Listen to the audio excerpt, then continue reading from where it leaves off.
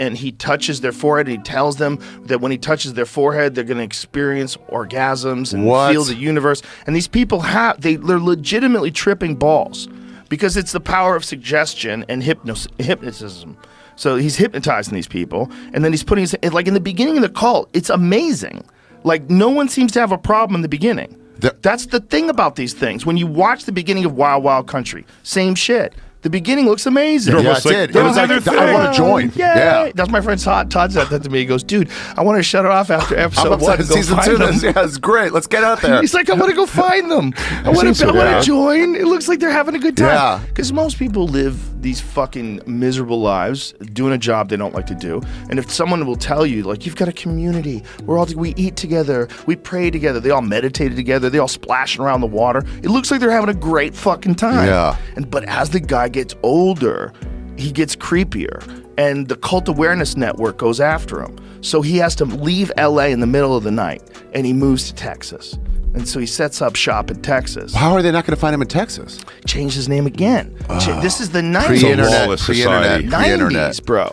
Yeah. This is the 90s, right? He starts the cult in like 81. So in the early 90s, there's these weirdos splashing around in Barton Springs holding hands with this guy who wears Speedos and an eyeliner. Like, what the fuck? And that's where they got him? He changes his name from Michelle to Andreas. And so Andreas, now he's getting older. He starts getting weird. And one of the things he starts doing is fucking with his face. He starts like shoving cheek things in and pulling things back and lips. He looks fucking weird. And he's hanging on to like his good looks, and it throws them off because it doesn't fly with his message.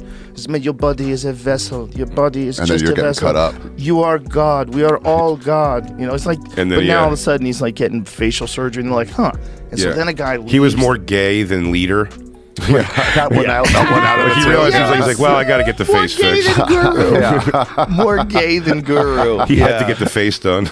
Yeah, it's a fascinating documentary, man. But I love all those things. I love when you watch one of these things. That one, the dude who fucked the whole family in Utah. Oh yeah. That was great. But when you're watching, you're just like, how do I not know about this? Dude, I think there's certain people that, I mean, I think this is why cults work. I think this is why some people become religious zealots and suicide bombers. There's certain people that are just fucking really gullible, man. Yeah. You can get them. Well, not one of them ever, most of them, when they're interviewed afterwards, when they're out, they always say that same line of like, I know what cults were. Yeah. And in fact, when they would explain to people what was going on, they'd be like, I know what you're thinking. This isn't a cult. It's just a bunch of people living together, dressing the same, doing whatever, you know, like. They talk about it in the documentary. They explain a cult while they keep telling you, like, it's not that. We just all eat out of the same tray. We don't eat protein. In the documentary, they were saying, well, they were joking around that everybody thinks it's a cult, and they're like, well, if we're in a cult, at least we're in a good one. And it was for a long time until one guy leaves the cult and sends out a mass email.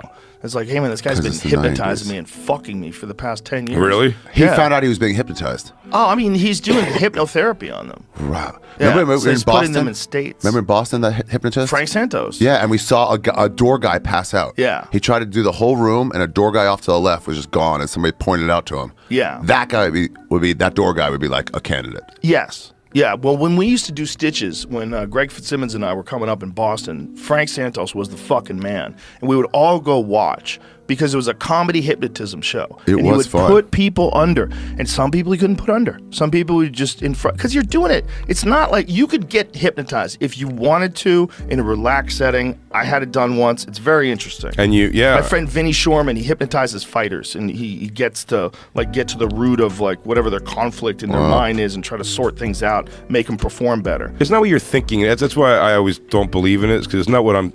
They're not like, you know, when your eyes are open, like walk that way. Maybe not you. Here's my concern. Maybe some people, you can do that too. Yeah. This is what I think. I think what I experienced was like a different state of mind. It seemed like, I'm like, wow, this is like a drug. Like I'm on a drug. I mean, this is very strange. But it was very pleasant and it was very I was present and pleasant. It was like I was right there, and I was like looking at things from a different angle. It's almost like I had removed some layers of clothing that was like my conditioning in life. I got to look at things. I'm like, this is very much like a psychedelic drug. Someone described to me once, or I heard, actually I think it was on Howard Stern also, a hypnotist that came on that does their thing, said this is essentially in a level hypnotizing. If they're listening to this while driving in a car, it lulls you, and they're just like not even thinking, they're just kind of like, but he said it's still a state of hypnosis when you're just kind of driving and not thinking. You're just when you turn up at your house, you're not hitting cars, you're not in danger of crashing. You're just on this complete no memory, present autopilot. Yeah. Doesn't that weird you out when you find yourself doing that? You're like, what the fuck? Oh yeah. Yeah, like I'm doing everything right. I'm on the right road. I'm in the right lane. You're like, I forgot if the last 3 lights were green. How did I? This baby dragging How am I behind you. just zoning out while I'm driving?